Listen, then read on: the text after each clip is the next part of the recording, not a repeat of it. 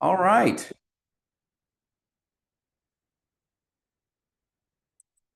This is the one. Let's see here.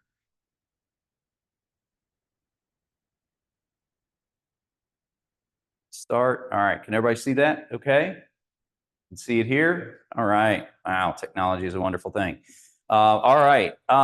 So yeah, tonight I know we got a little bit of smaller group, so we'll try and maybe make this a little bit less, lecture and a little bit more, casual. So certainly, please jump in with questions, comments, whatever, kind of as we go through this. But again, I kind of, put together this sort of four-part series, which is the idea. It's sort of being a 30,000-foot level, sort of soup to nuts. Here's how to think about your transition process and getting from point A to point B.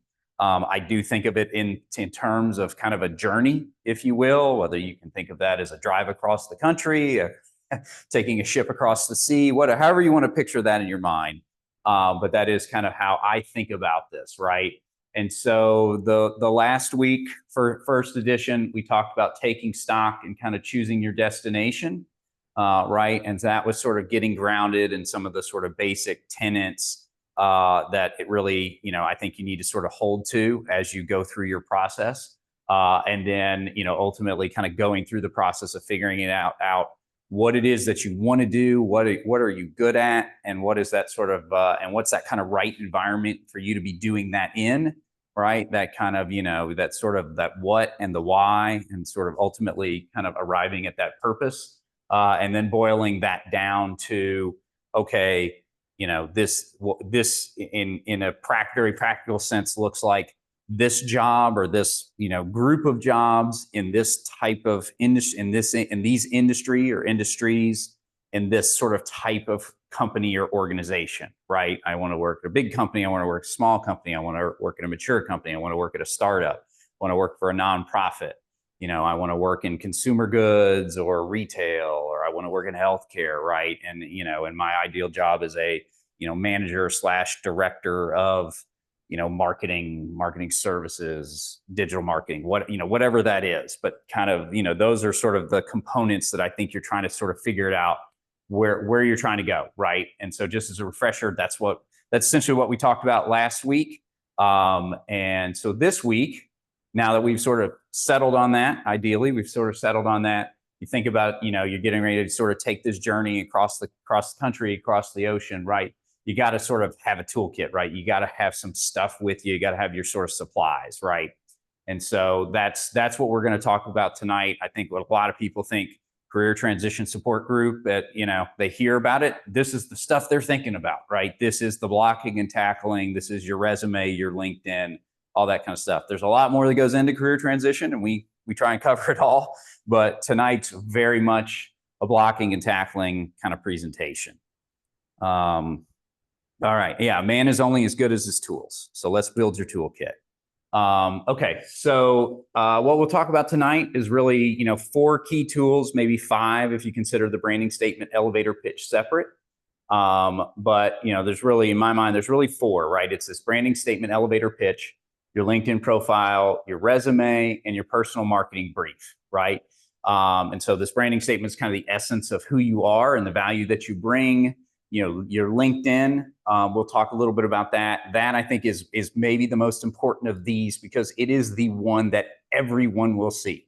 Literally every person that you meet with, whether you interview with them, whether you network with them, it's just what people do these days. The first thing they do when you call them up, email them, whatever, when they know that they're going to have an interaction with you, they pull up your LinkedIn profile. It's the very first thing everybody does. So it's really important. Obviously, there's a traditional resume. And then last is a personal marketing brief, which is maybe a tool some of you all are familiar with and some of you may not be familiar with. But I think it's a wonderful tool. I think it's frankly far better to use when you're networking and meeting with folks out there networking than your resume. It's far more effective. And we'll talk a little bit about that. So those are kind of the pieces that we're going to cover tonight. All right, so your branding statement and your elevator pitch. This is essentially focused on the value that you bring, right? We talked a little bit about last week about that sort of entrepreneurial mindset that you have to have. That's one of the tenets that I think, you should incorporate in your job search, is always sort of be thinking about, whether you're interested in being a consultant or not, think of yourself as a consultant who has to call on XYZ company and sell them on hiring you. What is it you are going to do for them? And so the personal branding statement essentially kind of brings that to life, right? So what is it? It's usually kind of 1 to 3 sentences. It defines who you are kind of in a way that maybe creates a little bit of intrigue, right? It's okay for it to be a little bit salesy, but again, stresses the value you create. And then when I think about your elevator pitch, it's really just taking that personal branding statement and kind of building on it a little bit, right? So you're kind of fleshing it out a little bit. I don't think the idea behind an elevator pitch is you're supposed to be able to give it in an elevator, right? So it's kind of 30 to 60 seconds max. That breaks down to about 75 to 150 words, which is about 3 to 6 sentences, right? So again, it's adding a few more sentences to that personal branding statement.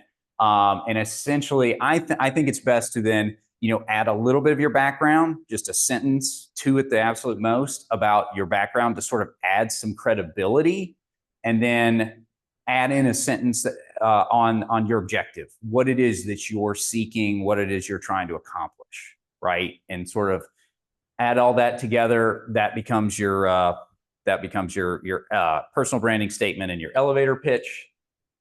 So here's an example of mine. Let's see here. So this first part is my personal branding statement, and then that's how I sort of build it all into an elevator pitch. So, Jay Gorman, I am a senior strategic finance and banking executive with Range. I work with companies to identify, evaluate, execute, and finance transformative strategic transactions. With over 20 years of corporate strategy, development, M&A advisory, and capital markets experience, I bring to bear a breadth of skills uncommon in M&A professionals. I help companies grow by utilizing my unique knowledge and experience of the entire M&A process to help execute difficult, transformative transactions. That's the branding statement. This Range is sort of, I've done a lot of stuff. I've kind of done everything within the sort of scope of M&A, which is, it's a little atypical. You'll find a lot of people that have done the strategy side. You'll find a lot of people that have spent their careers doing the financing side. Find a lot of people that have done the sort of blocking and tackling execution side. I've done all of them. So that's kind of what makes me, I guess, unique. And so trying to sort of bring that home, right? And then as I expand it to an elevator pitch, I sort of add in a little bit of, sort of credentials, sort of the experience, if you will. I've worked across a myriad of industries representing nearly 80% of the U.S. economy, to help companies ranging from small startups to the Fortune 500, to the Fortune 50. I'm currently seeking opportunities with companies that are in need, guidance, and resources required to grow via complex strategic transactions. So again, you're just expanding it with a little bit of your background. Again, you're not giving your full resume here, just a sentence or 2 on your background and kind of what you're trying to achieve. So this next page, I just kind of break it down a little bit more, and we'll get these. These are somewhere on the box account, but we'll get them. I know I promised last week, and I think we were tardy in that, but we will get these into like a 24 folder so that they're right up front for everybody. But again, this first sentence, that's kind of your hook, right? Again, sort of that reference to Range. Your second sentence is kind of what it is you do, and third is kind of the value that you bring, right? I help companies grow by utilizing unique knowledge and experience the entire M&A process, right? I'm going to help you grow via complex M&A. Like that's what I'm trying to sell you. That's the service that I'm trying to sell you. Fourth section is essentially that sort of background. I've worked across the U.S. economy, 80% of the U.S. economy. I've worked with big companies. I've worked with small companies. And then lastly, that objective. But overall, that's kind of the anatomy of the elevator pitch and then personal branding statement. So questions, comments? Anybody online? All right, you guys are easy. All right, so we'll move over to LinkedIn, tool number 2. So again, as I mentioned at the beginning. This is, I think, really is your most important tool for a variety of reasons. I give another presentation where I talk about, LinkedIn's kind of the eighth wonder of the world, I think, at least when it comes to your job search. But I know I look young, but I'm old enough to remember, when I first, got out of college, really when I even first got out of graduate school. I mean, LinkedIn didn't exist. I spent an inordinate amount of time just trying to sort of figure out who the right people at organizations were, right? I mean, I had notebooks full of, essentially trying to sketch out the hierarchy of the finance departments of companies that I wanted to work for, right? Because that's really who you want to try and get in front of when you're looking for a job, right? You want to try, I mean, I've always been a big believer, you want to try and get to that hiring manager, right? And so if I want to be hired in as like an entry-level associate, it means I probably need to be meeting with managers and directors in the finance group at XYZ company. And so, I used to try and find somebody who worked there, and then I'd, sit down with them about, now who heads the group? Okay. And so who works for them? And you're trying to sketch all that out. Now you can go on LinkedIn and you can do that in, 5 minutes. You can put in, finance HCA and pretty, FP&A HCA, and pretty quickly you can sketch out, here's the whole finance function within, a large company, which is pretty incredible. But anyway, so that's one of the most incredible things about LinkedIn. But in the context of this, we're really talking just more about your profile and how that's, like I said, the thing that everybody's going to look at. I'm sure these metrics are dated, but 450 million members, 170 countries. It's the preferred mechanism for internal and external recruiters. Like I said, it's an unbelievable tool to diligence organizations. The only limitation is it's the one piece of all of this that you can't customize, right? Because it's out there, it's on the web, it is what it is. So it's always got to be kind of at that 30,000 foot level. You can have different resumes for different job searches, and I recommend that. So, I mean, you should always be tweaking all of your resumes for every submission. But for those that are kind of parallel pathing, I might be looking for a consulting job, and I might be looking for a banking job. I mean, you should have an almost totally different resume for each one of those, and then you should tweak it for each unique situation that you're applying for. But you can't do that with LinkedIn. So that's kind of the one limitation. So this is just kind of a high level sort of checklist on LinkedIn. Make sure that you have a professional headline, at the top that highlights, the components of your background. I would get, a professional photo taken, or at least have, a friend take what is sort of looks like a professional, headshot. But if you can afford it, get a real professional headshot taken.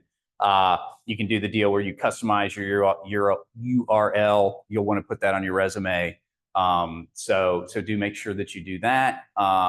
Your summary, I would start with your sort of personal branding statement and maybe edit it from there. I would make it such that someone can read it in 30 seconds. I'm not a big fan of, you'll see some people, their LinkedIn summaries are just go on and on and on and on. And I'm sure they're wonderful people and they've done lots of wonderful things, but no one's going to read it. I mean, no one's just going to sit there and read 3 minutes of your background. So it's kind of pointless, and I think it turns some people off. So I would keep it to something that you can read in 30 seconds.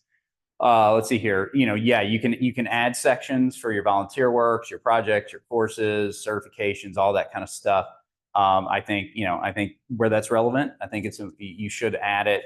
Your experience, you're obviously going to pull from your resume, but again, you got to leave a little bit more 30,000 foot level. I only would use years on your dates, and definitely make sure you put all your keywords on there. Skills and endorsements. Again, brief explanation of all the skills that you have. If you can get people to give you recommendations and endorsements on there, I think it's worthwhile. I'm not sure it's, I've never spent a lot of time doing that, but it certainly can't hurt. Add media links if there's things that you have,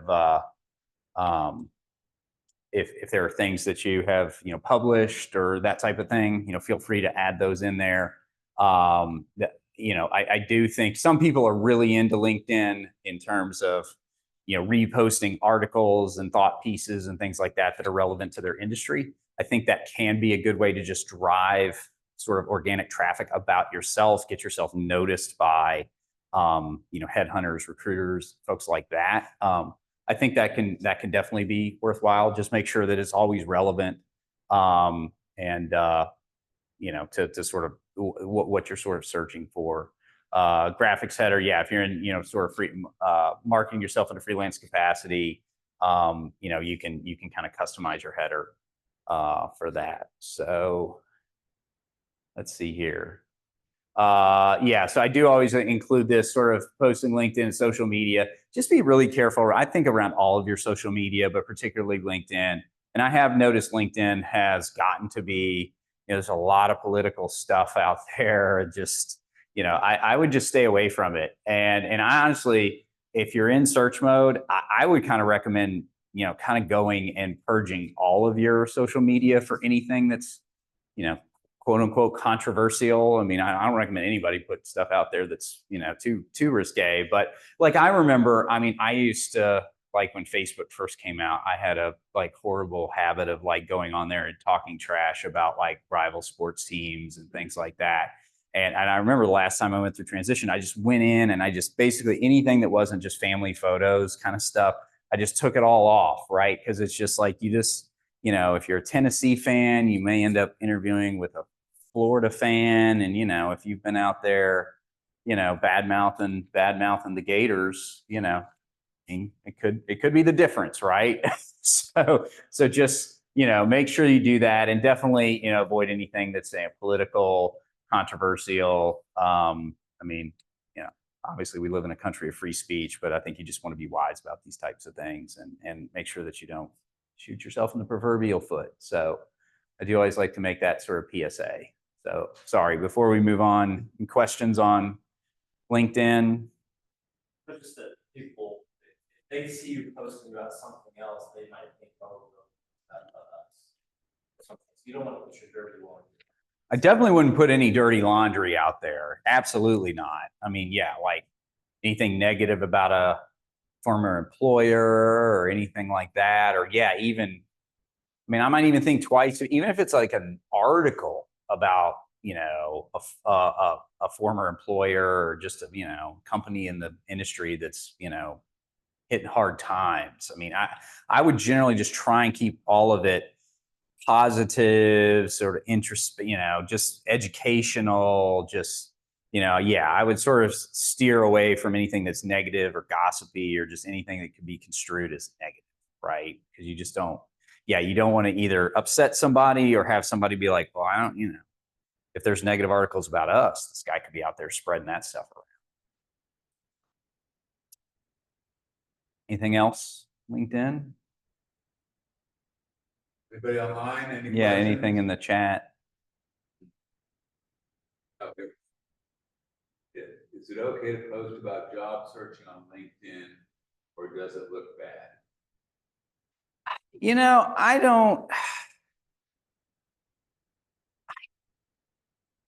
I kind of can go either way on that. You're saying like the open to work kind of thing. Yeah. I mean, I don't necessarily think that it hurts. I mean, I think some people might think that it sort of seems desperate or something like that. But you're not going to be able to hide the fact that you're looking for a job, right? And it may attract some recruiters to reach out to you. So I think at the margin, it can probably be more helpful than hurtful.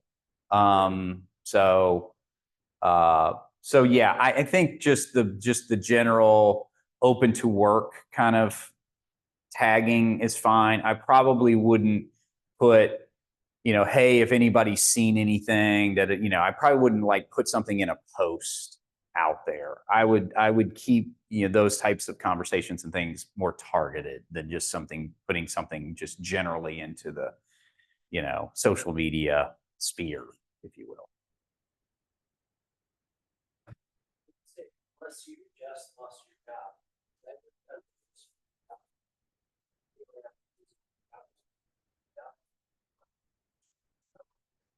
Okay.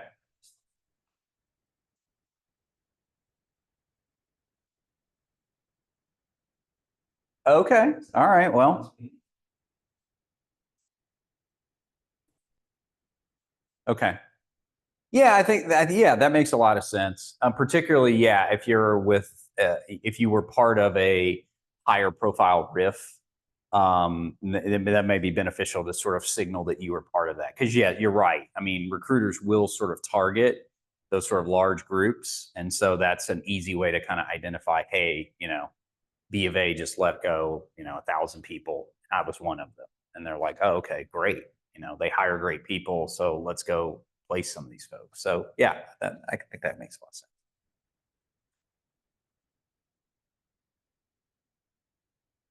All right. Sorry. Anything else on LinkedIn?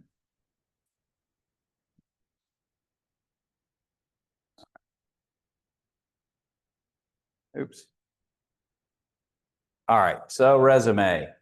Um, I'm a big believer that when it comes to your resume, the goal is to try and introduce your work experience and to try and get you the interview, right? It's not there to necessarily tell your entire story. That's what the interview is for. But it's there to introduce yourself, to get through the sort of applicant tracking system, and to hopefully get you an interview.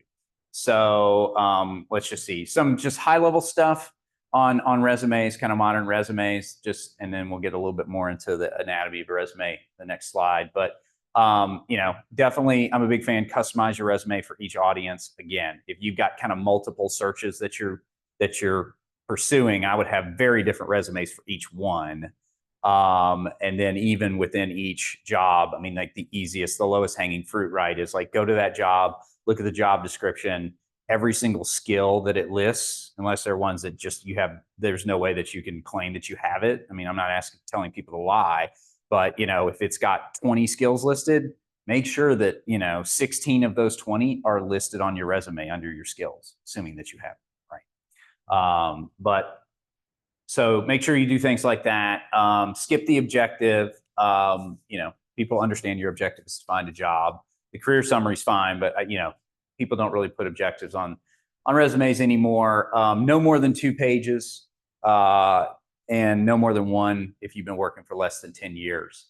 Again, I always just include years, not months. There's not really relevant on the months, and if anything, I think it just hurts you. Highlight the fact that you're only someplace for few months, or it can highlight that you have gaps in your resume when you don't necessarily need to do so.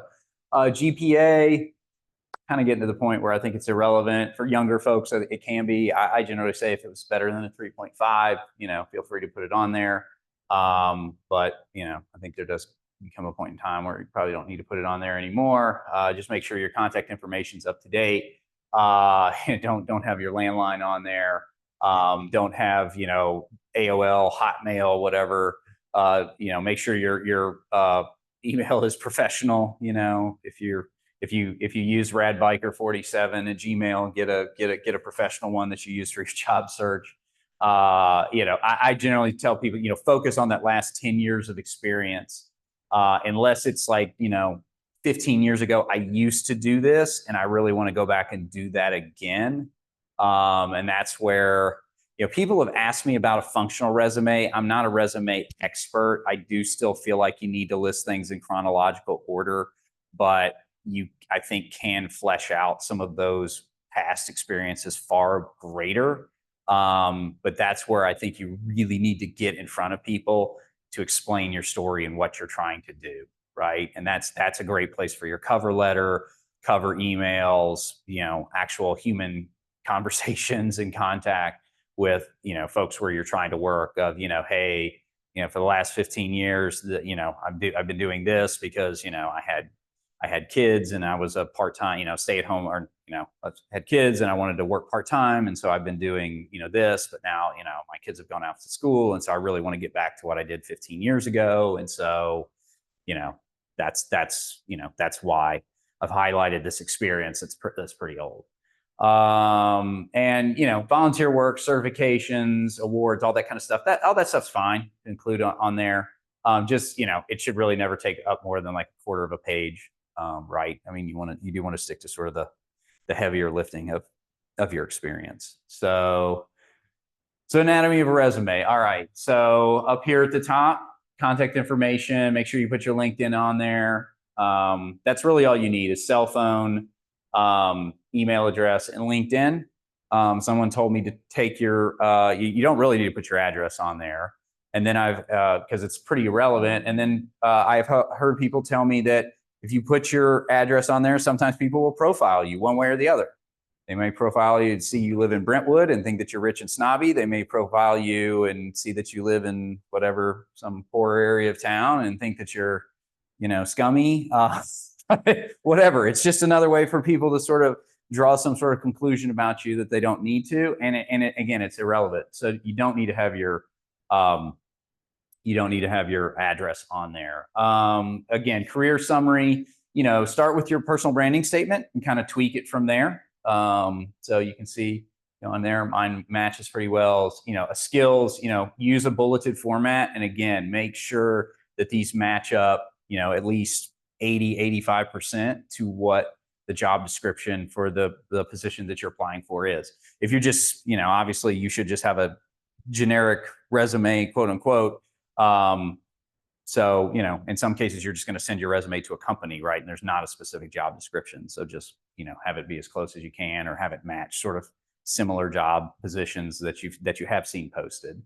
Let's see here. Work history, reverse chronological, most recent first. I'm a big fan, use action verbs, led, created, achieved, get the source out so you're not using the same one over and over and over again. Quantify and contextualize, reduced, operating costs, by, $20 million or 15%, kind of thing. Again, anything that you can quantify, but again, you kind of want to contextualize it, was, trained, 300, people in an organization of, 6,000 kind of thing, whatever those, those metrics are, but just trying to add sort of as much context and weight that you can. Use timing descriptors, again, that sort of measurable things. We did it in 6 months, we did it over a year, over a 3-year period. If, sometimes you got to play with it. Sometimes if you had like one good year and one crappy year and one good year, say over a 3-year period, we grew XYZ. I've played that game before. We do it in banking because, we don't all have great years every year. So let's see here. Again, focus on the last 10 years of experience, most relevant. And then particularly for the older stuff, you can use like one-line job descriptors like you'll see here. I mean, I try and bridge the gap. Like, so this is mine and this will take you all the way from, well, actually, I've got another page here. So this particular one, but I do have a 2-page resume because I have been working for 25 years. But just this is an example, like at the bottom, right? Where I kind of go through my postgraduate experience, the stuff that's relevant. And then like, if I'm just trying to bridge the gap, I may just put like additional experience includes, and this is just one line where I worked, right? Where I worked, where it was, position I had. And so, you could probably cover 20 years of your experience, if you've been working for 30–40 years in a few lines here, and just sort of, again, sort of bring it full circle back to when you first got out of school. It's just a way to do it. And again, feel free to list the credentials, certifications, things like that. I've got my licensors and stuff like that on there. That stuff's definitely relevant. Just don't make it too big of a deal. Questions on the resume? I know I covered that quickly. Anybody online? Yeah. Cool. All right. Cruising. Yeah.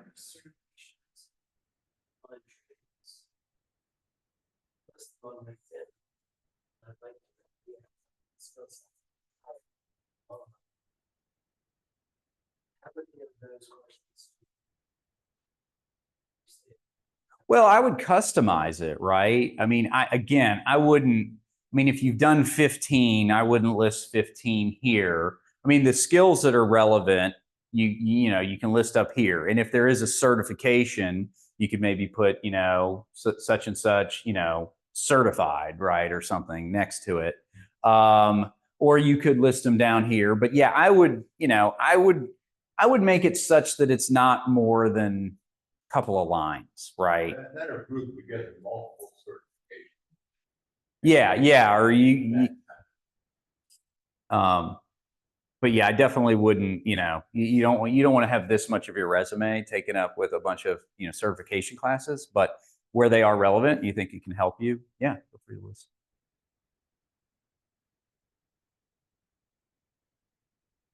Other questions? All right. Is there anything in the chat? Nothing? All right.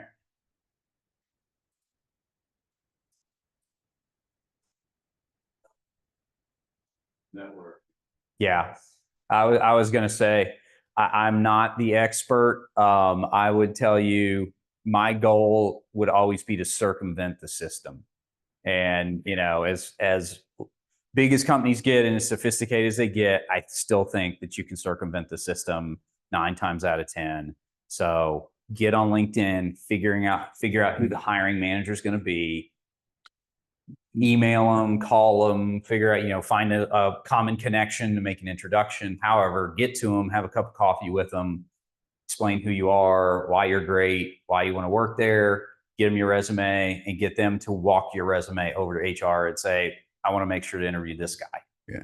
And within the applicant tracking, it's look for keywords that are in the job description and make sure they're in your resume. And so that the system will pick up on that.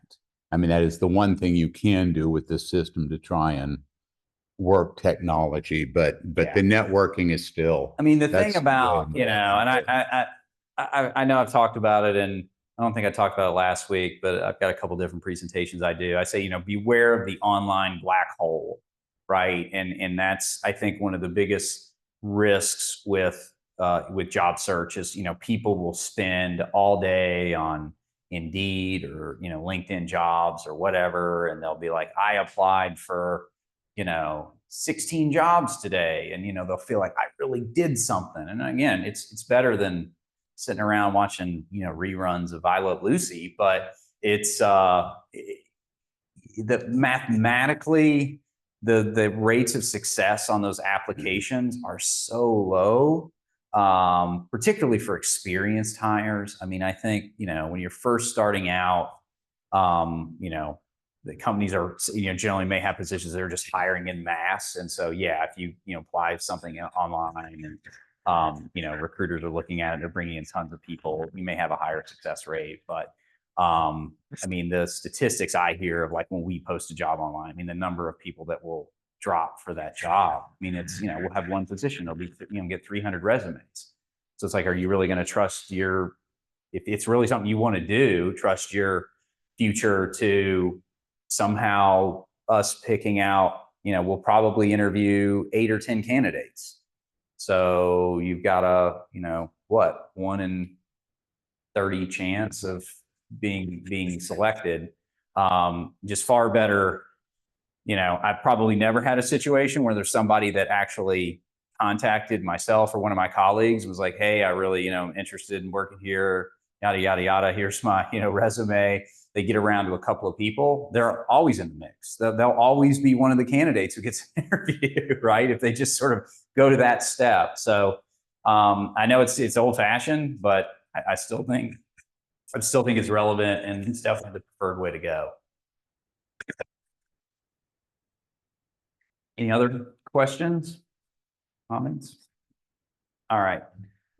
Okay, so last tool is the personal marketing brief. And again, this was a tool that I actually learned about through this group. Last time I went through transition, I didn't have one of these, but I do think that it's incredibly helpful when you're networking, right? It really is a tool for you to use when you get that, when you get that networking meeting with somebody at a company that you're interested in, or it could just be a good industry contact, to sort of sit down and talk to them about what you're really looking for. Because I'm a big believer. When you get those networking meetings, have an agenda, right? Like have a specific ask. Don't waste people's time. Think about it. Okay, I'm meeting with this individual. What is it I want to get out of them? What is the specific ask I've got? People generally, I find, are usually pretty helpful, but you got to ask, right? And so this is a tool that kind of helps that. So yeah, again, highlights helps others help you. It's higher level. It's easier to read. It's more focused on where you're going than where you've been. It's a great conversation starter. Helps those network understand what you need. Lays out the types of jobs you're looking for, companies interested in industries that you're interested in, and helps your networkers kind of quickly make connections and brainstorm ideas with you. And so I stole this. I don't know, Georgia's not on tonight, but I stole this from Georgia. I think it's a great format.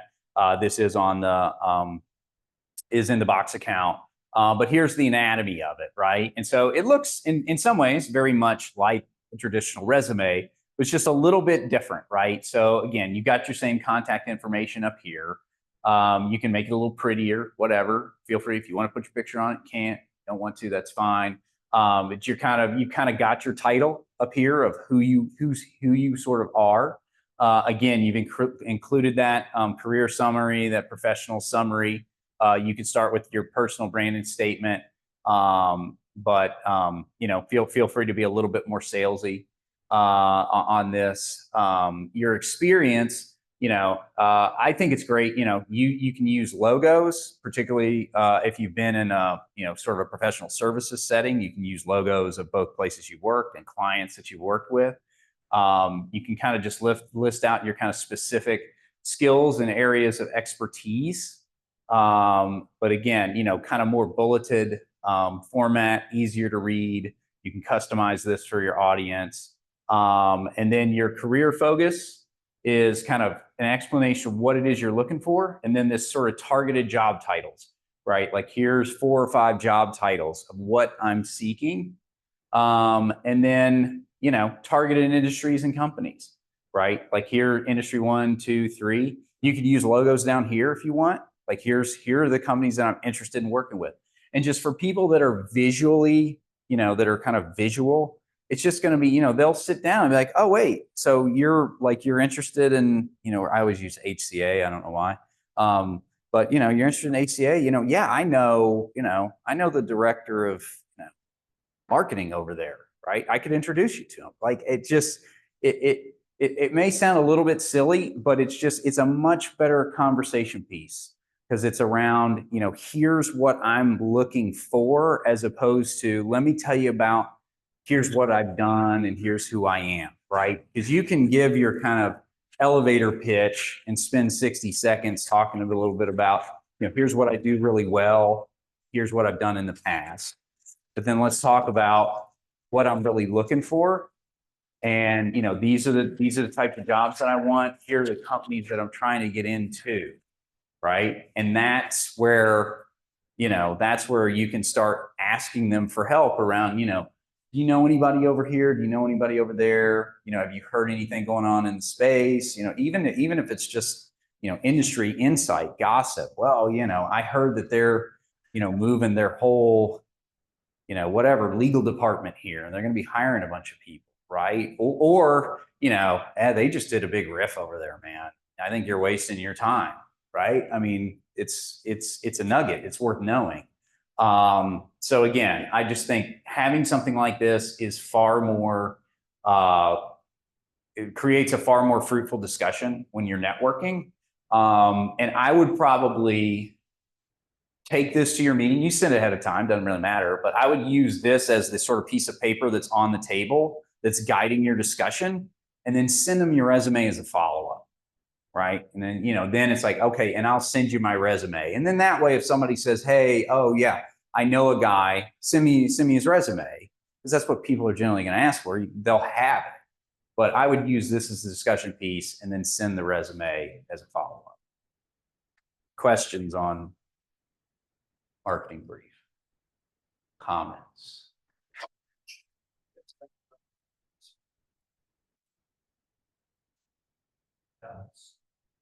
I think it depends on how differentiated they are, right? You could potentially, you definitely could potentially, and you could definitely customize it to your audience. Yeah. I mean, if, you know, if like in my case, you know, if I was looking at opportunities, I mean, I've kind of worked in banking today, right? And I've done both sort of corporate banking and more like investment banking, right? And so if I was looking at opportunities in both, I could probably put corporate banking, investment banking, and kind of keep it all on one. But if I was sort of entertaining maybe going back into the corporate world, if I was like, you know, I used to do FP&A stuff and I'm thinking about going back to that, I might have a totally separate one that's more of like my corporate finance, corporate FP&A, as opposed to my sort of professional, you know, services banking. So, I mean, yeah, you could definitely. Again, the idea here is, I mean, this doesn't really get you an interview. This doesn't really get you a job. It's just, it facilitates a discussion. It helps whoever you're networking with. It helps to sort of, you know, jar their memory in ways that will hopefully help you, is really kind of the goal. So, I mean, just think of it from that standpoint. And I guess the only reason you'd have different ones would be, you know, is I created this one. Is there stuff on there that's not going to jog their memory in a way that I want it to, right? I mean, I need to have different logos, different companies, different industry on here. And, or I'm not sure I really want this person to know that I'm also looking over here, right? If that can create some sort of conflict or, you know, just, yeah, I get it. I mean, sometimes, you know, sometimes you don't want people to know that you're sort of parallel pathing sort of what you're looking at. I mean, when I was looking, you know, I kind of looked at some corporate stuff and looked at some banking stuff. And when I talked to corporate people, kind of be like, yeah, I'm kind of done with that banking thing. Right. Well, because their perception is going to be banking pays better. I mean, just frankly does. And so they're like, well, if he finds a banking job, he's going to take a banking job. So he's not, I mean, he may be looking over here, but he's sort of settling. Right. So that would be sort of the perception. So anyway. Other questions? Comments? Any questions online? That just makes me think of the idea of, forget his name was Bob or whatever, but he's painting a picture.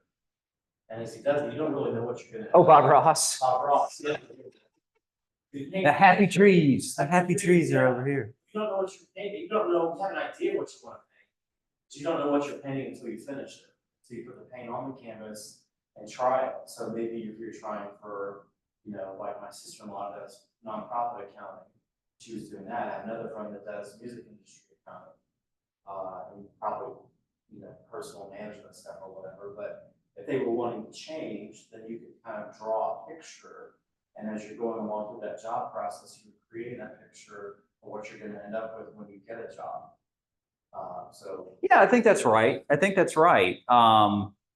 You know, and look, this may evolve as you go through your search.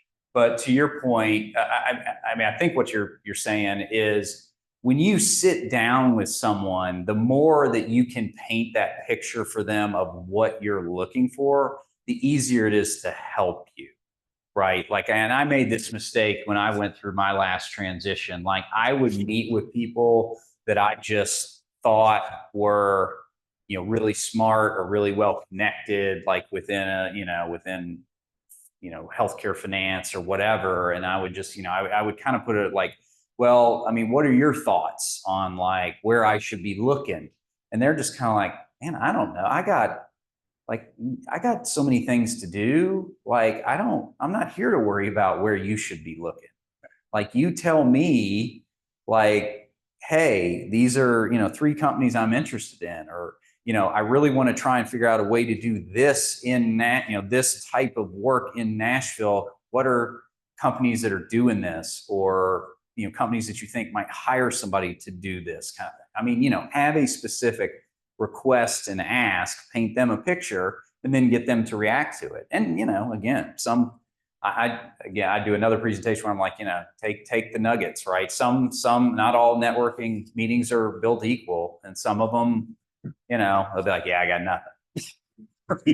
Right. And it's like, well, you know, whatever. But at least you can, you know, at least it'll be a, you know, shorter conversation kind of thing. But It may not be for naught either, because a week later, they may have somebody say something. it could be. Yeah. I always try. I think what I actually say is, you know, look for the nuggets, because they're not like you will have networking meetings, hopefully, where, you know, people are going a mile a minute. And, oh, have you talked to this company? And I just heard this company's moving to town, and I know this guy. And it's like, you can't write fast enough, right?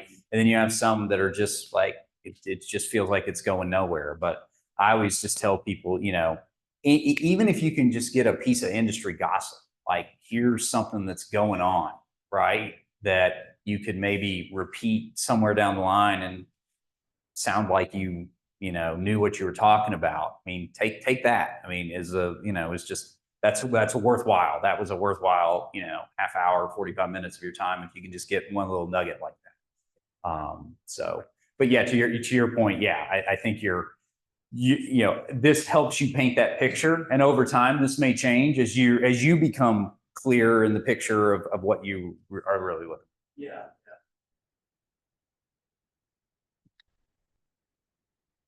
All right. Anything else? All right. So over the next week or so, for next time, you know, I won't be checking your homework, but things to think about. You know, write out your personal branding statement. You know, updated with kind of the knowledge that we have today. You know, share it with an advisor, a friend, mentor. Get their feedback on it. I mean, I think all this stuff, you be constantly asking folks for feedback, and, you know, again, ask trusted advisors, colleagues, etc. But feel free to ask us for feedback on this stuff as well. You know, review your resume, make sure you're using a you know, kind of an up-to-date format. Look at your work history, make sure you've got those action words, those quantifications, those time descriptors. You know, again, have somebody take a look at it, give you feedback on it. You know, same thing with your LinkedIn profile.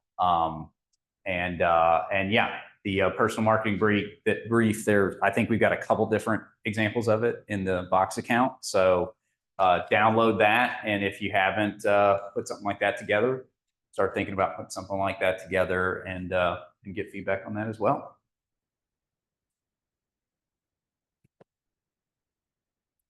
And again, I'll post this. Here's some additional, you know, kind of resources on kind of everything we talked about tonight. Just different tips and such, as you want to dive a little bit deeper into putting together these various components of blocking and tackling. Cool. Thank you, Jay. All right. Good job. That's it. Off into the sunset. See you all next week. Thank you. Yeah. Anything else? Any other? We've got a couple minutes. Sure. Cool. Anything else in the chat? Let me see one more. Nope, just great stuff from Ellen. Cool. All right. Well, thanks everybody for joining, and we'll be back here next week. I think next week. Let's see. What do I talk What's about next next week? week? I'll go back to the front here. Yeah, charting your course. So that's next week. We're going to talk more about sort of networking, interviewing, all that kind of stuff. It's really more sort of network, kind of figuring out how to sort of get in there. But that'll be the topic next week. So till then, Cool. appreciate you joining us. Thanks, Jay. Thanks. Have a good week, folks. Thanks, Jay. Thank you. Bye. Soon.